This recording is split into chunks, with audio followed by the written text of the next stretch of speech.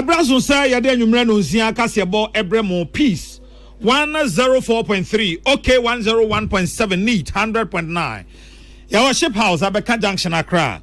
Hello 101.5 FM Kumasi Adum omama emamu nyina adwo anwumre nsema yade ebremo free Ghana ne amahodo eso no and radio stations abro radio num so Ghana ne amanone and yade ato peacefmonline.com afei say o YouTube so despite media ho so obenya kasebo yi etie na ensam no de di mu akotene bi ni ana mentimi ho ase ya trinity wo bokunti ebekwa homa no so na ye ne pani kwankyerefo ya woda Frimpong Manso Institute na no akwakodi enkomo saso ena Ghana ban dia tudwa se nyame ya adoma enche kwawo business forum no bekoso nti wobesre se enwumanwuma ahodo no wonhwe ese wobetimi ede wo ho agemu wasoafo ya wo hwe my Ghana sas ne fom egudie ho sam so akyerɛkyerɛ mu ese sisi a water guard fo ese wo moto wo boase a wo mu eguso ema wo mu entity Arawusem kese si ye na no da wodum ye no Kumase wasantemantam dam so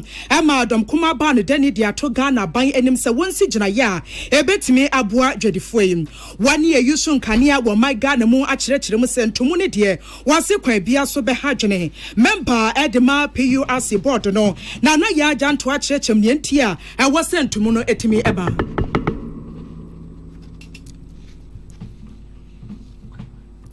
yo ene na enyumako bi ada Roma ena yede kasebo yi ebremo asede wo enwumre no nsia kasebo yi mu yede ema Osons chemist ono ena ede Osons garlic capsules aba edwaso afa MTN everywhere you go high sense Ghana everyday prices for everyday people Dolphin roofing system enjensin a yede bodan so yeto papa ewo mu nyina e wo Dolphin ena budget cash and carry and so Eddie Blue Jeans energy drink aba ejaso ene spices adoso Ghana ejaso nanso de obedi asembia ma ho eye ohene yere spices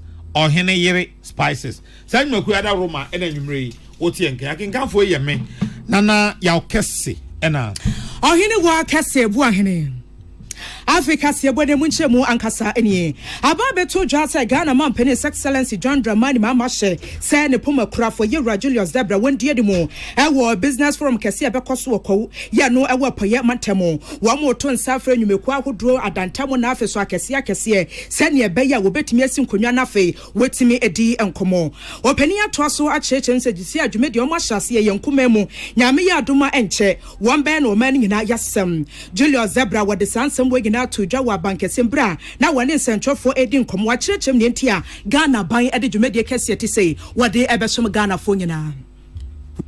We are talking about it at the presidency because of the importance the president attaches to it. It's a project that he wants to see succeed. Now, the first strategy the bankers themselves gave us is that at least each of the banks that will show up are going to pick 5 projects. 5 bankable projects for this year, and they expect that next year when we return to Kwewu, they will invite those 5 people that they helped or assisted to come and testify. So if this continues for the next 5 years, each bank picking minimum 5 people, 5 enterprises to support, the following year doing same, I'm sure by the end of his 4-year tenure, we'll have over 600 enterprises that we can pinpoint and say that these are things that President Mahama started. And so basically this is about it. It's going to be an annual event. Even though the name is titled Kwewu Business Forum, I think going into the future, it could be national in character.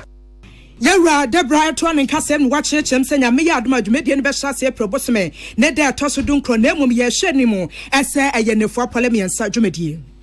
For the importance the president has attached to the event, they are going to be there themselves. So the form is taken is that we'll have the forum, which will be a gathering like typical conference style, will be held in segments. So let's say the first segment will be people who are talking about agro processing, and the fund they will be able to make available to individuals who are interested. Maybe second session will be on manufacturing, things like that. To our surprise, I won't say a surprise though, African Development Bank has also shown an interest. And so they are going to be there. Their country rep is going to be there, and they also going to explain to the private sector participants some of the things that they will be able to do for them. The event itself will take place on the Saturday morning and run up to about 5 p.m. in the evening, with all the leaders of the banking institutions coming to explain to the participants the products they have for them. Alongside is going to be the exhibition, where we're mounting series of exhibition booths. So they will have their banking staffs with their pamphlets or brochures or whatever, so that participants could walk through and do some pitching with the individuals. Ania yokotie Ghana man His Excellency John Dramani Mahama ne pumekura for Yera Julius Zebra Sansem way Salamad Kukwa Penton e boaboa no a wade ebesom yen. Yo ye call ahoma no so na yakodi nkomo ewo boku. Sene boku tie sesi de Ghana fo nyina animsem.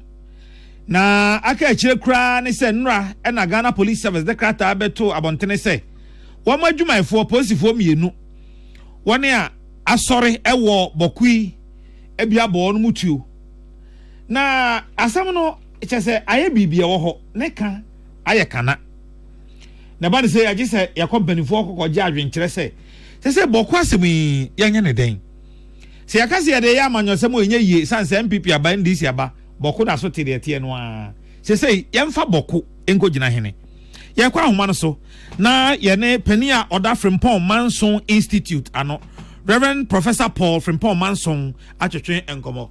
Papa, Peace FM kase boss ni yamo adwo. Yo mejimo so na mo hote say. Erade adom ne mpai bo na mpacha onso e. Mo mpai bo ntie ho ye pa. Yo.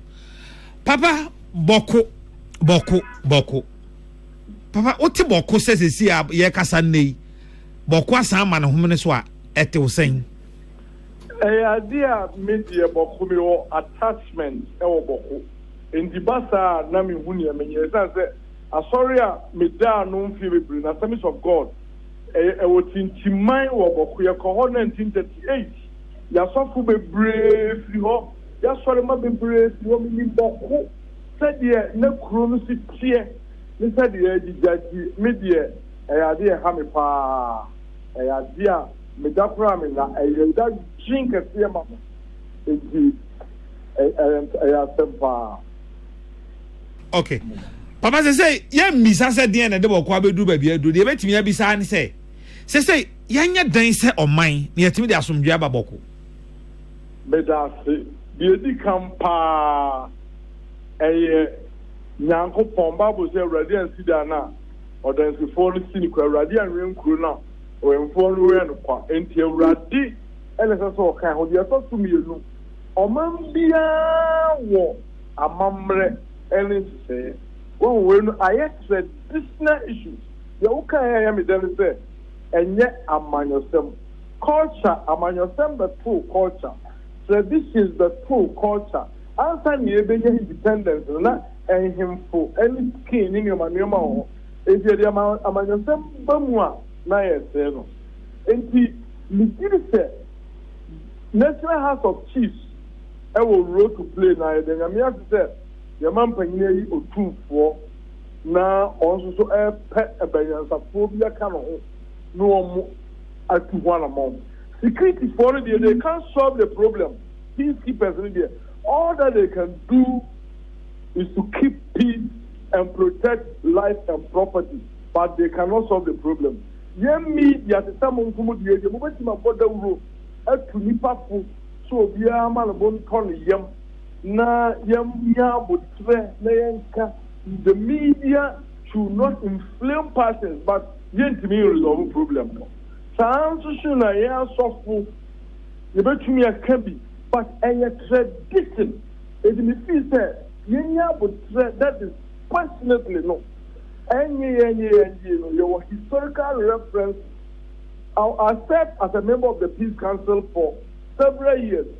Ya fa kwambe breso na ya yen kantrem na me dem say bokwa sam say de yendi dia baaye no a tradition.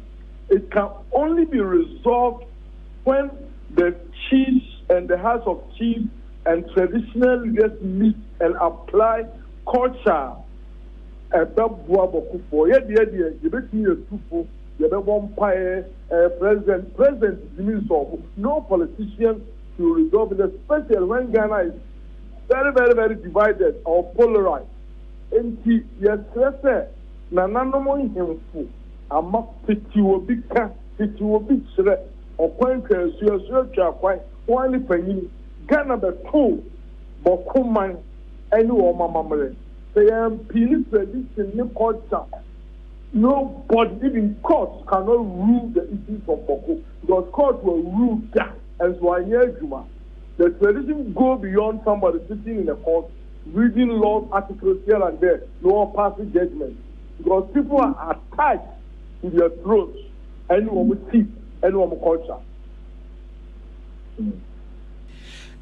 Papa, a business to say, and Kebeya, ahemfo na omudi didima oho a enti wo mumienu achitafo sisi o masore gina ahaye kasakuo we ahaye kasakuo we a isi ayese otumfo kranfa ne honyim ni ade Kebeya oman no entu anamo nanka woni sa mpanifo nanka sankasa nso ntena sentwetwe ngomo ho no so papa so mzen period what can tell me nyina me ji se esese etumi nya ahemfo mpanifo pa no na yiri elabako na aba. We bring them together at a possibly a neutral place with their traditional rulers and people like Otunfo or Diahongo, Homan any mine no. No, almost solve the issue no because there's who change that and this and yiri any bakuna ba any their colleagues share normal resolve no far. Asumdue ba pi asumdue omo mi no ti omo ase a asumdue ba na men ka bibi boku to kwa na dia ba kunkura e ha adwe ne say ye kunu boku but some perpetrators no they might not be there because omo omo provide arms to the adeno they may be living outside boku and me security effort and I cannot go there but simply I side with your proposal, say unless we get the key leaders, now can't show and as one should always concede. There's a chimam and a macro body, as I said, for the sake of life, for the sake of progress, for the sake of properties, but one of the most vibrant cities in the whole northern Ghana and especially Upper East, because Togo waha, and Burkina waha, and Ghana and Burkina Faso, and that enclave was very, very prosperous. But in the quality, Korean say, Nipa Ghana, yes, into him for no, they should put the lives and property of people that now be in our Boku Force, Boku Force. What do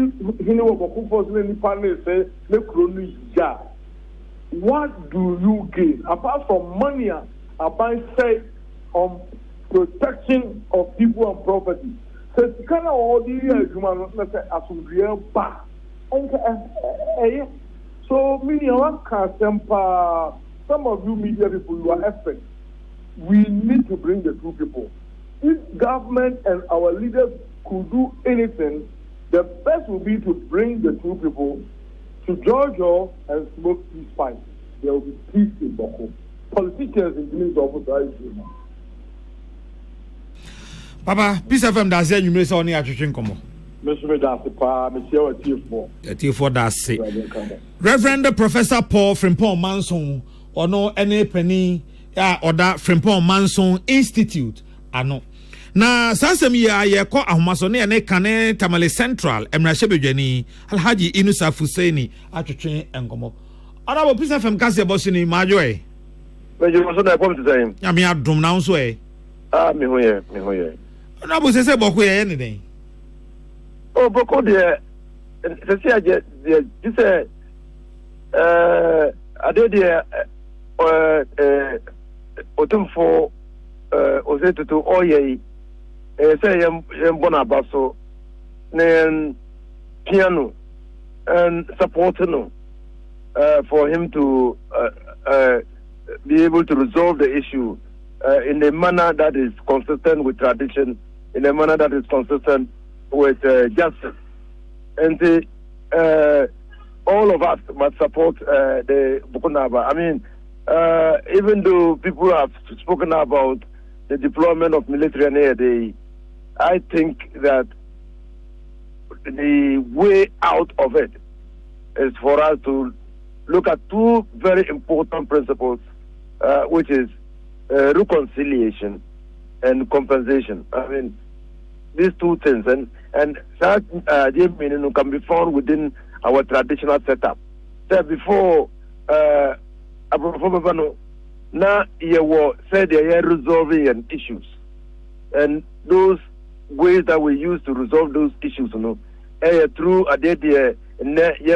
as restorative justice, ensuring that the wire bonnie, I mean, he will atone for and in such a way that or nipa de omoaye bonnie at no will accept, and omunina they will live in the same community, because man process any causes they are not going anywhere. They are living in Boko, and so if they are going to live in Boko, we must find a way to resolve the issue in such a way that is acceptable to both of them, and then there will be peace.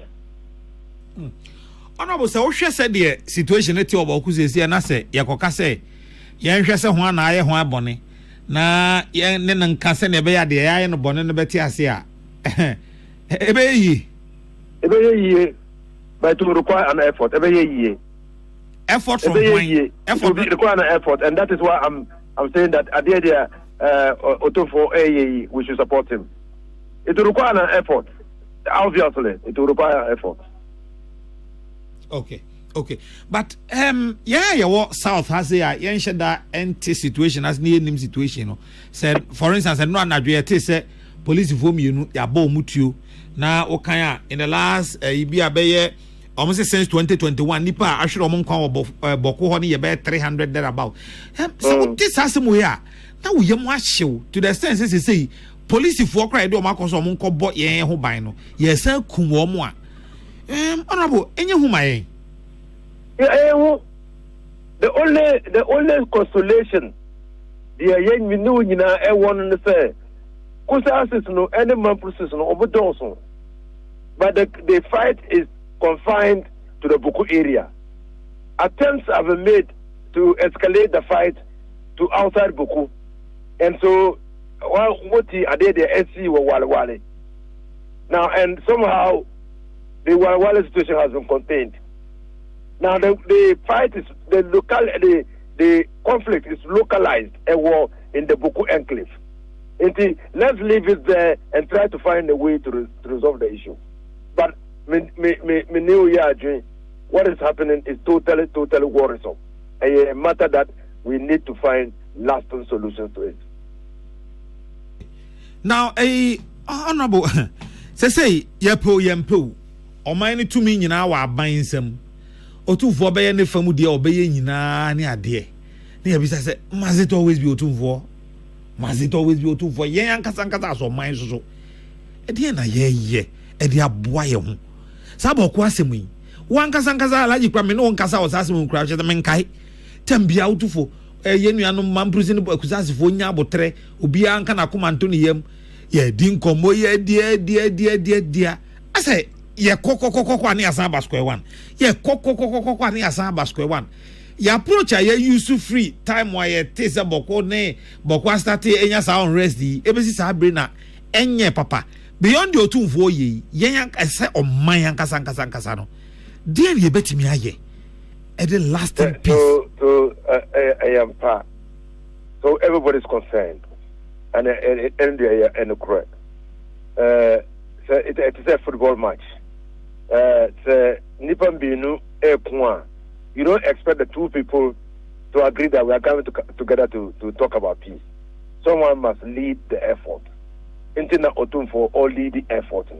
There must be somebody who will be able to bring the warring parties to a table for negotiation. And so that is well said and done. On my tumenu ewo the executive arm of government. But the executive arm of government, apart from enforcing law and order, is to ensure that the peace and stability of this country is guaranteed. And the leadership of the country everywhere, ever ama peace to return to Boko. And so for me, like I've said, it will require people to sit down.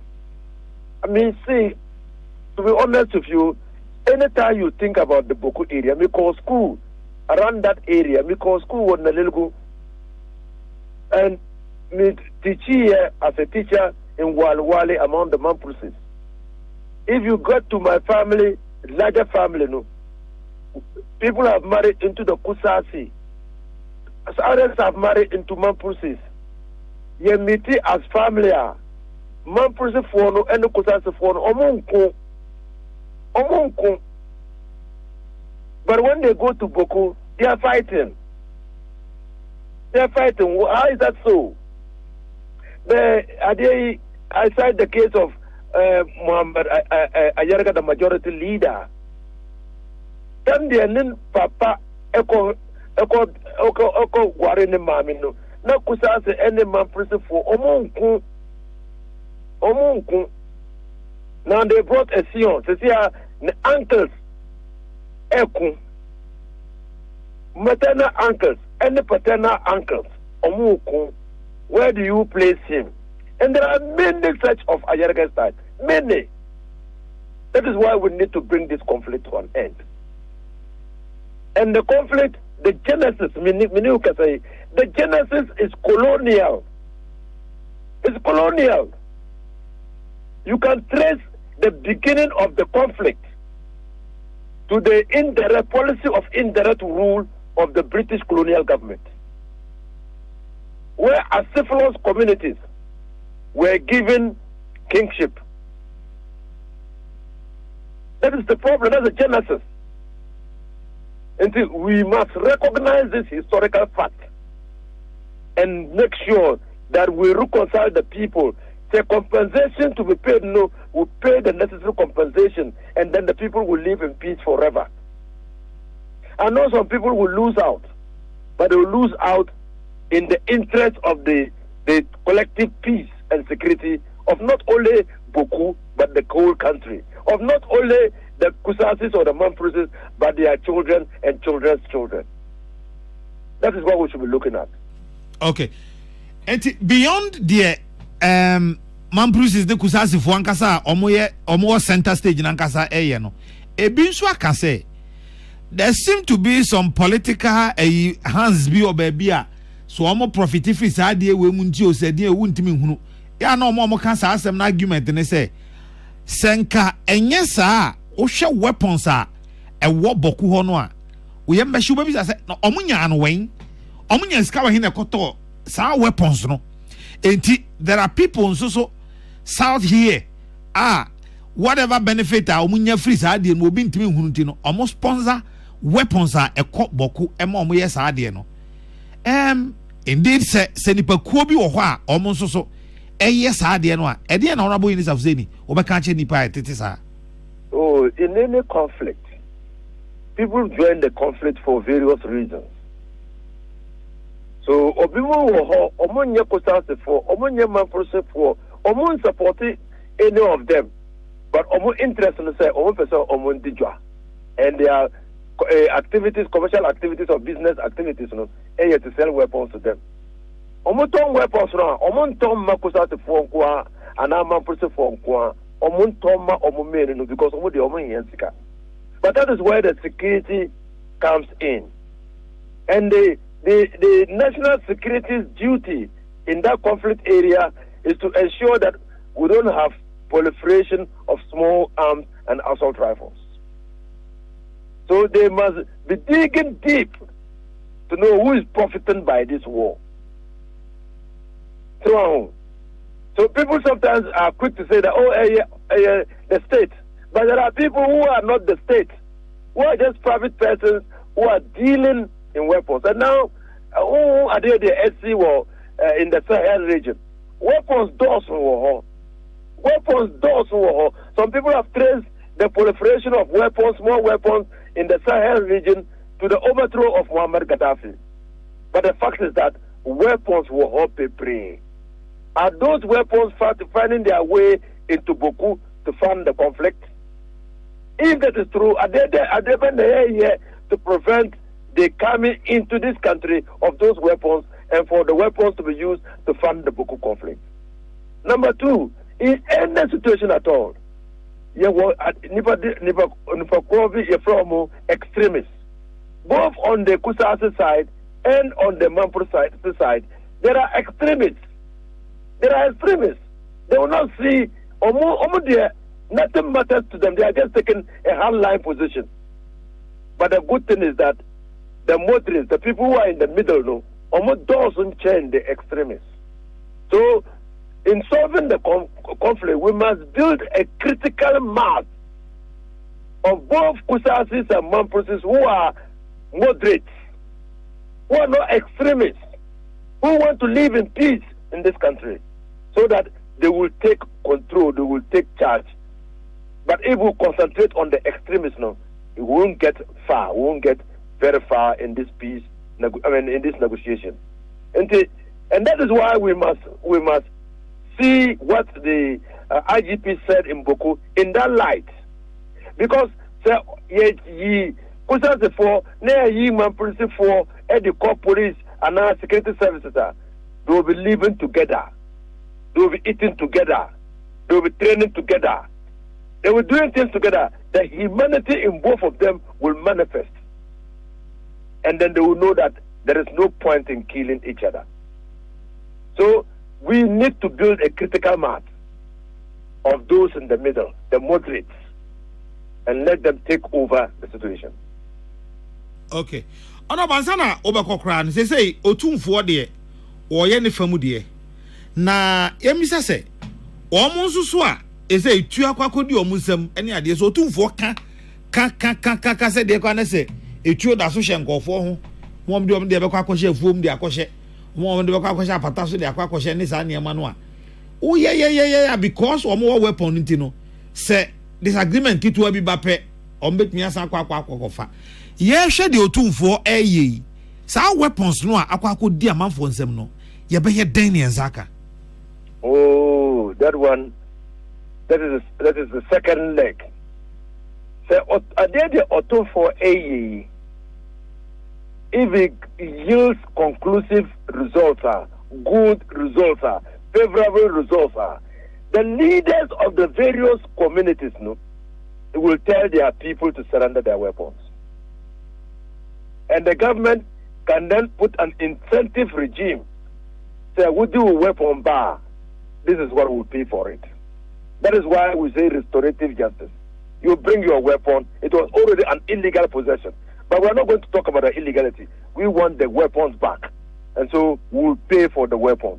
Bring your weapon, we'll pay for it. And so there are many ways to clean that area of the proliferation of small arms. But yan supportive otumfo to help the Kusasis and the Mampusis to arrive at an amicable solution, and everything that we want will flow. Honorable, please FM da say you on here twetwe nkomo. And that's it. Kane Tamale Central na Shebedwani onmunyamfo Inusa Fuseini ena yene na twetwe nkomo ansa na yene na twetwe nkomo no na yene Reverend Professor Paul Frempong Manson ya oda Frempong Manson Institute ano atwetwe nkomo. Ya to akase boy so de ni kiremu ewo ensemfoforo emu na wasofo ya wo sho my Ghana nsase na afa nioma etwa eho ahia wasanso ye mrahye bedwani ya wogina hode ma de hia wo elembele abato empesius yewra Emmanuel ama kofibu an wo kasa kirem se NDC abaye krado ensa de efrani galamse wo behwe na afem wetimi etuase wo de sansem wo gina to dwane de bra no wo ya amamra ni amane water guard form nipa bese 450 wo mu age entity na wo chechemu aban no na ni hyiade hunu kese de magana fo nyina.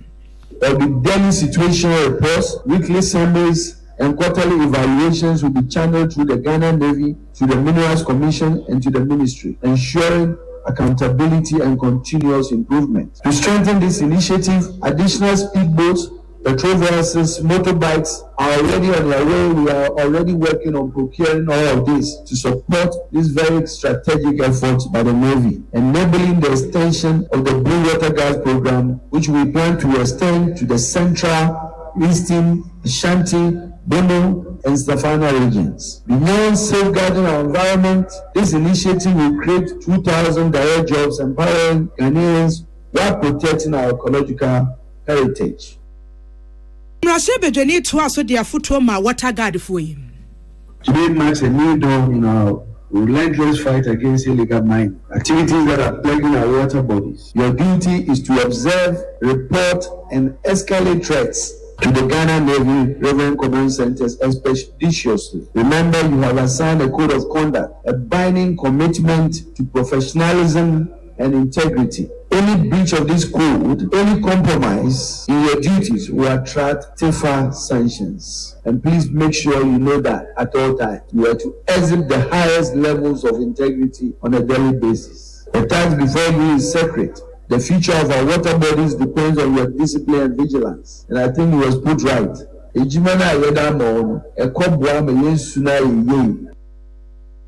Anya yekotie waswafo ya washan sasene fom egudie wonsam so sanso NDC mra sebedwani ya wagina hwade ma adehia wa welembela bato ampasua so Emmanuel ama kofibu ana no siya no na waswafo abedi kire ya washa bambo musemo NS broja jemfidi wei eto aso esremu senya umampani Akan enadia yode sa okoi ebediago omo galanse anase omo fakon bonusu kinsika kokko yensu so omo ha yenyina ene ebachi enti esremu na nanu omo yewo etiti ensu nanu yamwa na dwumadi a wodi ahye wo nsa no omo tinye sabi ebeya yebebo yensu no ban na ninkoye se yedi kinya shawonsa enti onsu ukobua obi ama na yebone na yepesa obebo no ban se yechewa yebechewa so yebe famu akwanso enti mumma na ninda ho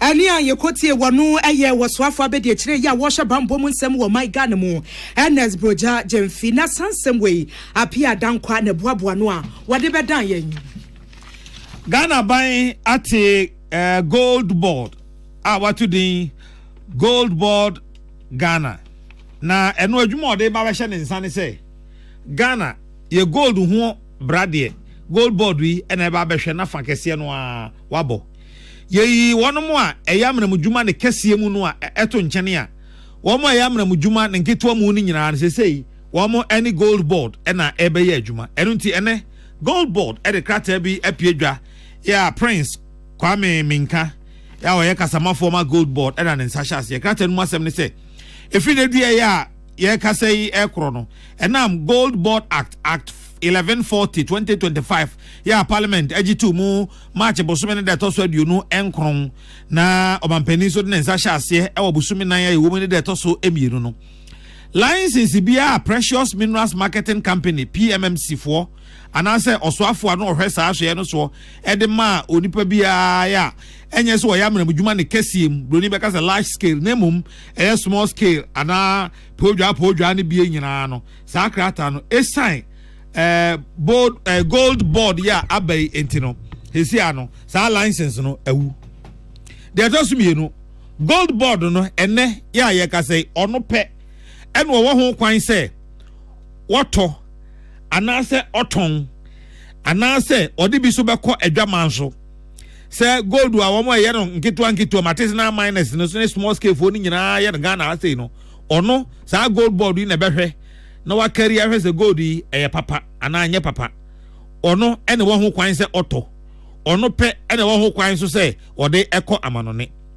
wode eno to nchen a gold board no so eno wo ho kwan se bia adwumakuo bi wo hokra na esese oma no kwan ema oto sa gold bia Jesus adwumakuo na akwaje krata da fi gold board for no na gold board for na man kwan se onto bi emfama gold board no na nye sa de a amramu dwuma ye nga na ase nyina ntimo a moye small scale ene de ka ho ni nyina mukotu a gold board pe ene betimi ato na wo kire se se be ya sa adwuma yi ebe ko totin enso so enti empanifo ya eda gold board ano aye ne se nkofo bi ewo ho a obetumi amon kwan ama wonum atoto gold ni bi nti omo a na omo kurakura tumi krata na license ansa na gold board eba atenase na omo wo ho kwan se omo edimi de gold ekọ adwama nso na se omo toto bie no so no yebe ma omo adom break akra ama omo ato ade akwa kosi busumi awieye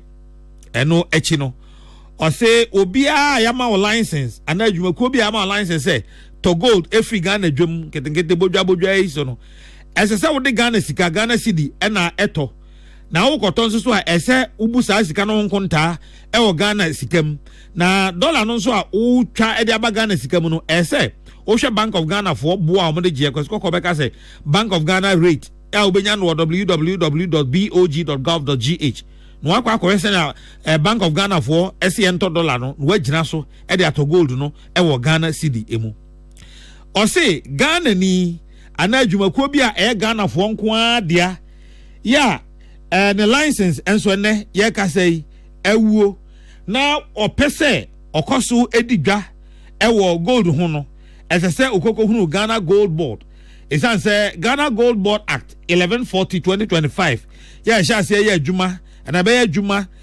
April busumi da toso aduonum yeru no edi tumi ni nyina ahye gold board fo nsa se wo mo pe ena wo ho kwan se odi gold ho edwa wo a wo pe se odi gold ho dwa na ese wo de krata na application ekokoma wo mo na eno so de kwa wo be ko gold board fo no online and omo website ena ade sa application no akwakotum na omo hwemu ahwe se yagitumu a ya ma kwan ama wato gold ni bia na edwa kora pese odie no watumi edi afei obi a wo ye hoho ya waba Ghana dwom na wo soso oho a wuto bodwa ya ka kire obia ya wo ye hoho amanani ni China ni wanhwa ni India ni Burkina ni Togo ni obia ya wo ye hoho a o Ghana ase ya oto sa gold no bie no onte ase ese busumi ewo mi kọ na wie ye pe na nadwuma aba na wie oni ho kwan se wo ye sa adwuma no ebiom na hu behia nso se ye nyina ye beti ase ese se unkra license na to gold e wo Ghana ha se ya efri kotonima na mebo so ne da edikan ekro no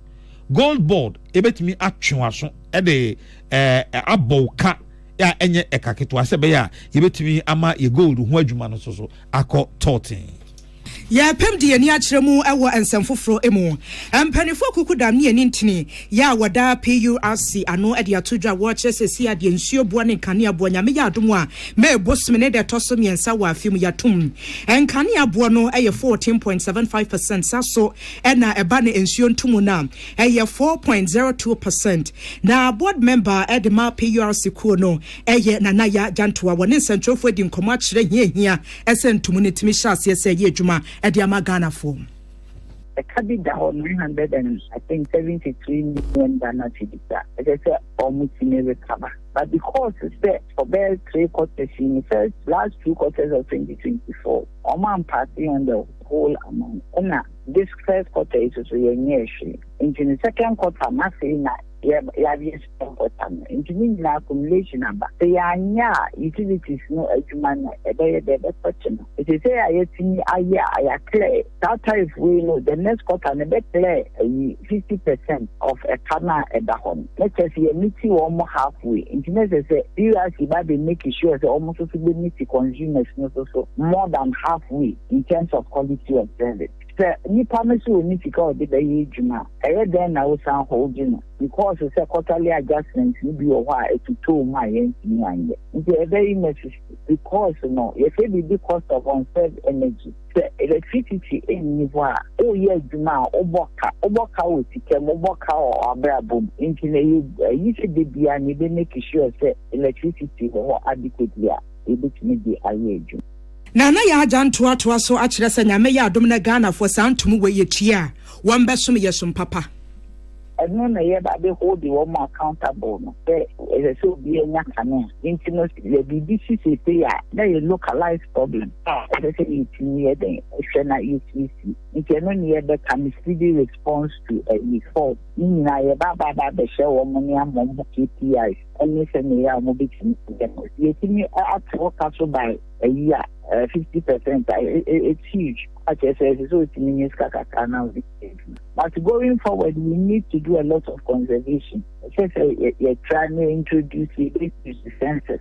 For the country. Census, especially the commercial areas. Shops they bring so from here then you to a grabber. But you introduce census now. The man say, oh, the boha, they do me what's certain. Nunsiama assault, Nunsiama pana edun. They are TV electricity from the grid. Ani ayekoti wonu ye board member Edma PURC Kuno na ya janto asansem we Gladys Boache na boaboa no ede besom yen na entumu na banti ene yesi montene so ye ne Ghana adehye bi akwakodi enkomo Kwame Kunto Boate ni adehye bi a wo mudi nsuo na afenkane ye adwuma ewo bebie ni ahwaso bekọ ede enkomo a wo chese santumu we de ede ahokire ni wo hia ene ebeto Ghana for konso I'm saying soon can you born it? I mean, a hydrogen. I say we say, oh, share the way our system no Siena. Emotion, until Nanka was a banner ton of because we all know say we some taxes be free. Now, the way be presidia, in fact, a maximum for the because the problem, Prakran say, looking at the year bills in the mono improvement. Sanke to mama improvement in Baba and get the problem. At the minute, Santumu with dear, me say, Yentum Mufoni, home battery pa. No, what can I say? Best rabbi says, yeah, my team, more day. And see a best rabbi say, already on fire can be near you and Trebi. Nasabaka say, or the carrying agree as well, in fact, to me, a bassa, a bind sabbat me a cyber. Yes, so end this in your penasab until your strana on your home be my and yes, I say, a buy or buy and yen who saw the name of Bebre, a gugu guaquemo, a ye penesa, Uncle Sonyanesa, said the bay yet memoir, yes, she any bino, a boying. It is so be a year crana, or man and cock, a chill cra and sana. It was say as you honey, any a busiani, and yes, I am so ye bebre pa, said the naye bre, and maybe a tremono. Young copium were doom Kumasi. Otobrosia kojobu du any addition be in Comose. Musenia, a no messia, and Yinaso Maye, and Timosa Casamo to 2 more services are more and Danamosa, mana expensive dear. Yes, sir, Mumusha who be being Kamaye. And yet, right, you or Juan, do men say do more than 4 times so few. Who said, and yet, I just say, why do my quay? Nadia, who told you, my mukra, I hope she na near room for MBB pension. Well, MBB and this about us or Begiano. His affair was every queer cry, and may you tax a few ways so, may you have the we are not going to be before, we don't have a before. It didn't go mass, I tax the crowd war, Nanko coincide a lightning sooner, this Hania Mana, and a kind of crew, a light you can in my end. It's a dear politician for a year, oh dear, one grow. Library and whatever, no one was a betum. And you know, short memory now catch a and say, and you nim the for Nasa or phone. A fair drew. A crowd, baby, Uninaso, and on the Ecosia. What I've been in a big crowd, you should watch out. On bet 2 more, I won't tomb.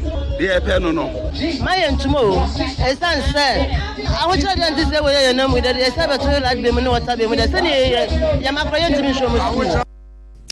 Ani ayekoti adehia mu adum Kumase Otobrosia kojobu edu ene ne safo nyina di nkomo a wode wakosam atudwa na yeda so ewo Kumase no edom kuma ya ewo Ghana emrahye bedwomene wono ba no dani ya oye afutu emrahye bedwani onmunyamfo Alexander Kwame na afenyo marking edi anim ema wonom eko edum blue light yaka edum blue lighter eye hello fm abusana chi obabi a adwadifo no wono a eho ehye no wonom koya na okwa akohwe adwadifo yi no wono ma twetwe nkomo na fei womo asan ahye wo nkran se wonyere wo ho na obesan asi wondada mu ebio na ebra okoya wono etwetwe nkomo no eno onmonyamfo Alexander Fenyo Kwame na marking ka se aban enhwe Ghana futuo bi a yabo ato se hwenhwen ekuta oman no a ebetimi di yensa akwa na yisika ko friend contingency fund no na aban kongo yisika bi ho emfa emmoa adwadifo nsanse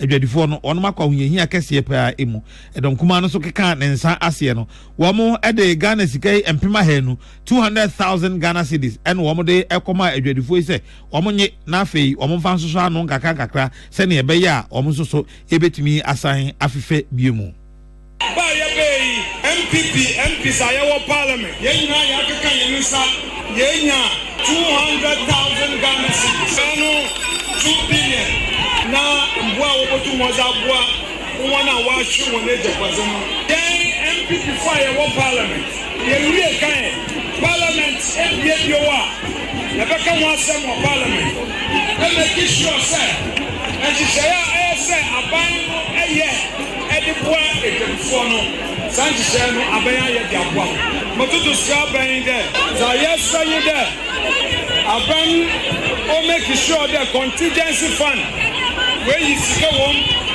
na abronsani ya asui aban mbaye won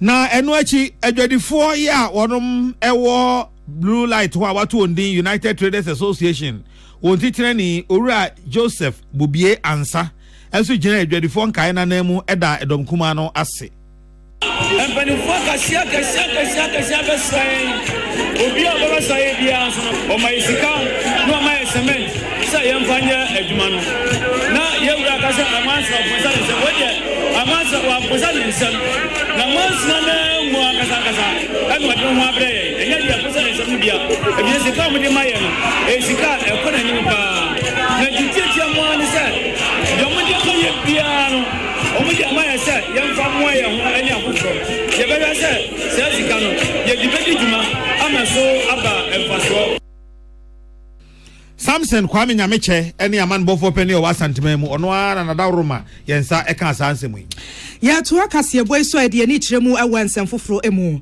Director General Edema Internal Audit Agency Eric Odro Osai ena wakasa wadwobo kese akoso wankrapomponi mantemu na wasra se internal auditors na wo monhwemu asa ne beya ne eka na kataso hye ne proye adwurumdie kankan ye betimi asore akon atia wase bill bi eda hɔ no a wo mo hwe nim sanyame ya adoma enche won betimi asiesie se ne koso na afei won mwatimi aye ho adwuma bill ya ye ka ho asemi internal audit agency bill no wachire mu se nyame ya adom a anka kwan bia so ye mpanifo yi wo monhwai na wontimi nye ho adwuma sane be ya ye ko die ti akata so hye ne proye dwumdie kankan enkoye se ba akofo asem nkoto Dr. Osai atoa so akire se internal auditors no ya na bra no wo mu dwumadi a wodi no wo se wo sua de kwankan titile no wo se etwem Omo no yenyina ye ka ho na wo ye internal auditor usi katase hye any proye ano na mmom no ewo se wo ye onioma ema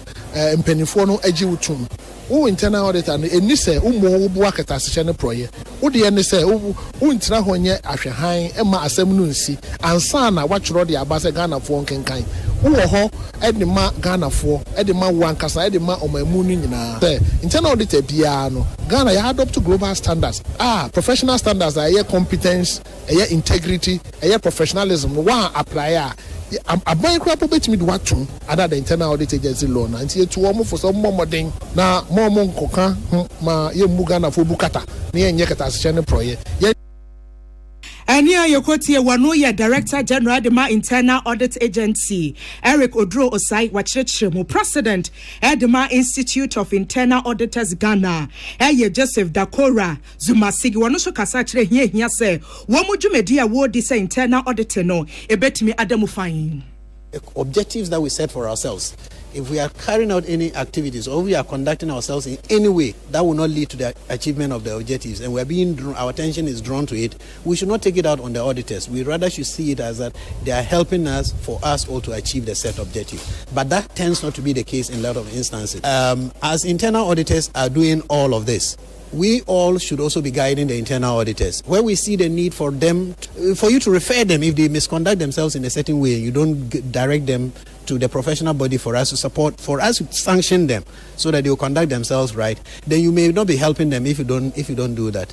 And that is the call I'm also making. That whilst we are asking that you support internal auditors, we are also saying that the institute exists as well as the internal audit agency, they exist.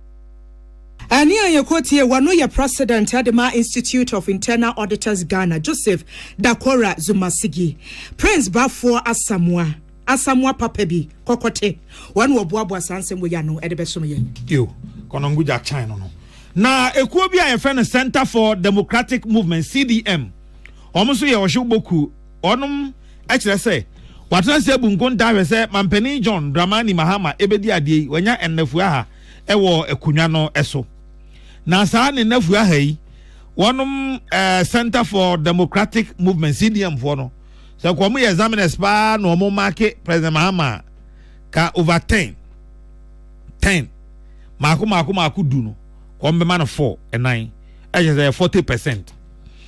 Na de ofredom Emma Ekoi eye Kennedy Asare o say mampani ne modna wabebon wa bemu nafua ha ya wode ata kunwa so no enso nani kra na ochire mu de nti a nafamu no senka wo yezam na pa no make mampani John Dramani Mahama enafua wo ha ya wadi e wa ban mu a anka obema no 4 no yehwe ni modern ball wo sa 100 days mu na baabi wo ho a waya de baabi so wo ho a wanya de mema no 4/10. In fact wo hwe enyema a waye a eye no a nya enye no edoso dodo wabo modern wo sa fane mu no eye baabi ti se o seti committee se o mo hwe no na ye constitution no ebetimi aye ho bibia nyema bi wo ho nso a ankoyi ebi ti se ebra obedi ade na ye wo profobia na omo court a ye di o masem na fa corruption ni financial issues instead of beto aso nanka court ko kan se omo ni asem no ono asuma na attorney general se onko no nko twa asem no mu to aso bi problem e wo galamse pa eye obi kan bibi ti se try and error ni 24-hour economy a odi ye campaign a ntinka obeye bibia fa ho national security ne NIB no the way a omo ye omadwuma na nsen kwan omo fa so e de efre abandada for adwuma mu no otimu se sabe akakakra bibia eye bia no ye kanea na ye ho adwuma nti senia kanea no ntai nyina so papa no na nsem bi nso ba o hwe ni posture e wo ho a otimu se na ho keka e wo ho no e wo fam na ne die no achi o sign to aso say mampani John Dramani Mahama na nhihye a wode bebu man no enkankane de first kasam no onchechem no obi ante ase na nye so wode wada no o mayen hu say for education the policy den for energy the policy den na on fa Ghana fo nyina mbra on board na nyina ye mboa na yem build it because say Ghana ye nyina na ye ho beton nti o man hu the clear policy for most of the essential areas na eboa ma man no man chichire no ekosoro o man hu na fe Ghana fo nyina so enyintum na yemmoa na yem build Ghana ye nyina ye pe we ensemo a Oshuboku efe Center for Democratic Movement CDM onum editu dwa enuaba Gladys Boache ena na dawroma yensa eka sanseme ya to akase boyi eso high court ya no wan krapomponi mantam nei wamu akonkonyesie na nyina ya brante Daniel Wusu Kranten yesusu sensenchoni Ahmed Swale waje ne nkwade frensem na wo pre-bill nenso court nkonyesie no wamu akyerem se bill no nyaade akwan bia so wode ema no temu afo pani ana wati edwamo Justice Kizita kwashi akyerem ya wo kyerɛ se wande wantwere aban kokum kopem se enhwehwem mapa betimi akoso na due bre beto dwa se court akonkonyesie no ne lawyer ni ya wo twitwa ade agye no eye Nathaniel Egbo wasere sen ka be ya bill ni say abaso an yetie bia no beboa papa bre bia on beto nsade afra brante ne so womwa na hwehwem mapa entimi enkoso no waye krado se wo betimi agye panie na sania Ghana mra akyerɛkyerɛm no wamo ka se wom ma ne sa akwanya ne dia na kyerɛ se kwa bia so womu etietia ne fa hodie ho nsɛm so nanso wo bia na wono bɔkwadu ade ama wo man no maame efu ose jamra akyerɛkyerɛm se brante ne de se wo twere Ghana ba kukum na afem enhwehwem mapa ekoso no wo se enya de kwan bia so etia emra Philippa Tangana sansem wei wo boa no ede bedan yen na afi no bekɔ na wie yese ya na nananom yenhyehyɛ ɛfa wo ho nyina na wonom ahye na eno no ye de yedi kokodi bronya afi edi bronya na chia na ahwe fa hodo ya ewo ho titire wo mu ene Easter na Easter no ya Christopher edi Easter no na ebi mu etwa odwura na ebi mu so edi ohum afahye ene ade na nananom atankonwa ye wo achem tafo nananom atankonwa nsase so aye ne se wonum wura da sebre edu sai piasa ya woto so enan ebetena nananom adwa kase so no wanya emfie aduanan enti wo hyefa na wode amanumo ne yo no wada na se emfie aduanan wode ne nyansa aboa achichire achem tafo ama ene aye krabehwe na nananom nchiremu eni se sa emfie aduanan afidi dai won ma ye ne se ene afi ohum afa hyekese ya wo mo ebedie no wo ka ni nyina abom na wadi no pe odi no ba ko pe na afi onam sa kwa no so abo da sebre edu se piasa enso so abaso se obete akunya kase so no asomdwe obi ante kutame jami bia ewo achem tafo nananom atrankunya esase so na bra obodwa na woda sa adwumadie yi adie no achem tafo chidom hene nana de pamponsa yeboa ena odi nananom anim ekasa ya o cheche ne mahodo nananom ede egu akwan so se enam so omo ede bebo da sebedu se piasa abaso so onya mfie aduanan ewo kunya kase so na afei wosan edi afi ohum afahye no da sebre edusai piasa a wotoso nan odi na fisha aduanan a wode tina akunya so 40 years eti no ya ka eni afahye no nyina abom ama afie no ebeye sonkon esese yetimi eye afahye no esan se tafo na ohumudua no wo no hunkai no wo esese de ahye efi 3rd June ye be bande tene body dede a ye no na ya left on the 17th June na ya left ya na ya shase Tuesday no branda penifo betre jan ho ahimachin adwodwo kuro no ho na etuetuo musa na efiada na eyedwuma kase no esansa ye beko nana so na yakoye amamre ama ochima mu baabi ayetumi edibai fufuro no na de okasa ye eye achem tafo chidom hene nana adepa amponsa yeboa na ne de no achi na achem ati ba hima nana amoafo abrempoma ya otoso emienu enso ekire se amamre mu no saa de kase a wo mo eba beyi ye wo baabi a wo mbehya ase afri na ewo de gina ho emanso so Foka say ye beko ohumo no so ho de ese ye ko ademplemo no eno ni hia e botafo ho ban enti eno so eye ti ekunu ni pa wo ta ohum afahye nu eno no ka say de fita nkwa na eko yemfa hawa yemfa wo ti yemfa bibia nko ensuo no ye ademplemo no eye ensuo dada e de tafo ba ya eno de ye de bia ye di afahye no a ta ensuo no e di ekunu ni wo mpa eno na nananum komu ba na afa ye bedi by fufuro ewotafo Michael Akrofina bo asansemi nyina no brain eno na ye gina so ahome kasebon so age aboafo enkrato ye beba sesia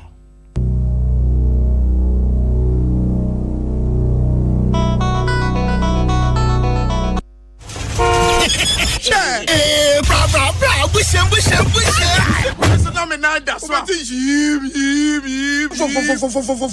fallen so can we move smoother on them engine oil it's bogumo engine oil on any valvoline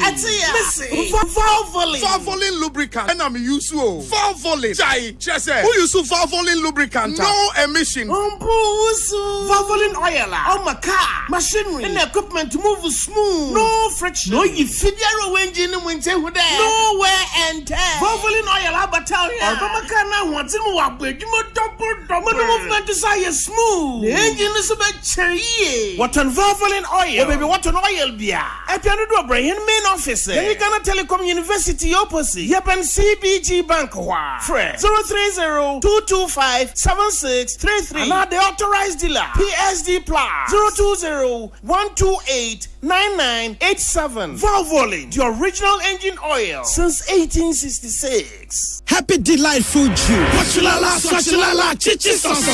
Afrana pa. Epe kwashu breakfast and was in woman. You happy delightful juice against with toast, cereal, and even them cool. God and we. You mean a bread and fifi. The most fridge man. Happy delightful fruit juice. One of what? And you be here. Akan Metiba relax anyway. Suano. When you're. Let's say what a tremendous. Happy July fruit juice. Of an appeal, we are bringing you all day long. One fruit juice. I'm happy July. One different flavors, different size. You number 1 letter. Number from NG 150 and 250 ml. A baby healthy life shows on your supermarket. Happy July fruit juice. Loaded with taste. We're all, we've got what you need for your business and family. Whatever you need, you can count and call on us. Omni Basic Bank. Omni Basic Bank is we're all. We are not just another bank. Whatever you need, you can count and call on us. Omni Basic Bank.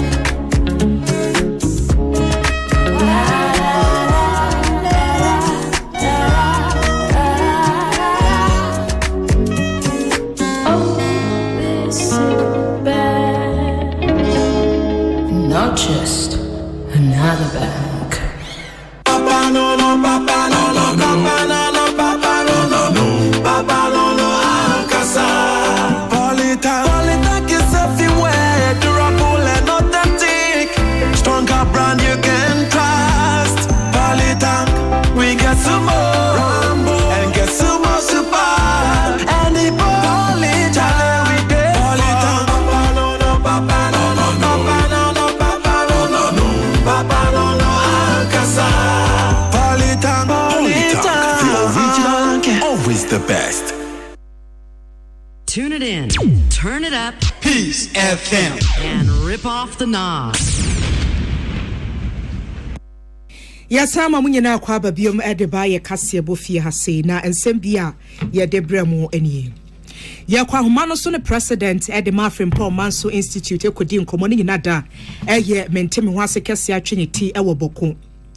Nyame ya adoma Easter bremu ena ba ne dia todwa se kwawu business forum bekoso na wo nam sa kwanya we so atonsa frɛ wani ebie businesses ahodo ewo oman Ghana mu. Oswafo ya wo hwe wo man Ghana nsase ene fom egudie ho sem so yewura ama kofibu a akyere mu se abana ekrado asa ne tie bia illegal mining no wobetimi etu eso asa aturenchem kese to adehye omu odum ewo kumase dom kuma no ka kyere abane se wombo foto nto honom na afidwa no yentimi emfansi PURC mpenifo akyere mu akyere Ghana for say ensu obuo ne nkane aboa ye ba betum na Ghana adehye bisi wedie edi ahokyere pa na bebre yen member edema PURC board no na ya dantoa akyere mu ne ntie hia ese ensu obuo ne nkane aboa no yetimi atumu ena yedemu sie na ya kese ena ohene wo kese bo wa hene Gaga twalezi. Gaga. Editor. The obu over as a bibia teddy. Gaga. And no, be man will feel a bit bad and say, hey, and about that time on country. Oh, editor bibia befa. Bibia did not quite. I feel I know so me, one say, send them new city pa, na feel as how on about uni mammy. Editor come mama eyeballs ki to be and coming online near here. We know. Near. I had it. Ever. I was there a crowd. Hey! One no. Oh, I see. And the editor will do it. It's our no fill out. Oh, fill up. Yeah, right. Feel like we will be me crabby pa. Some men are some no say oh can some and from a far go there Akan meti. Oh nice. Oh nice. From a far go there the jack. Almost one of me who baby free. So befa. Oh, every son do any bun wrongly. And then you know. Baby part baby afraid here. Untimi. But so what can say me ye. And was me do. There be me hardly. wan hyɛ da nka no mu bia bi konkoma na edi na mfa sɛ wotuo de nyina ye hu sɛ wonjo sa nyina hu sɛ Onza kakra hyehyɛ ho ye hu sɛ wonjo sa ye tutu na aka light one David banji ebetu wonjo sa edita ate enko ade egusu tuba David eti okra de man hyɛ da nko ho sa ba na me pe fila ti filo wo fila but me dey so far baby amana ntibia no meja din papa baby